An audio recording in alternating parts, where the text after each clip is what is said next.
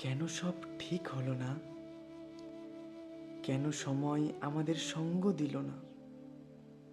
প্রতিদিন মনে হয় একটু দেরি হলে সব ঠিক হয়ে যেত। আমি হয়তো তখন তোমার পাশে থাকতাম। কতবার চেষ্টা করলাম ভুলে যেতে, কিন্তু মনে হয় সবই অসম্ভব ছিল। আমি আফসোস করি আমার নিরর্থক কষ্টের জন্য, তোমার জন্য যে কিছুই করতে পারিনি। আমি আফসোস করি যে তুমি আজও দূরে। আমি যে কখনো তোমাকে পুরোপুরি ধরতে পারিনি।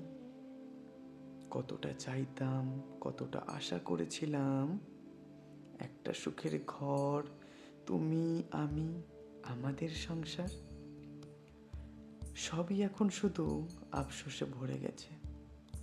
ইস, আর একটু ভাগ্য নিয়ে জন্মালে হয়তো তোমাকে পেয়ে যেতাম।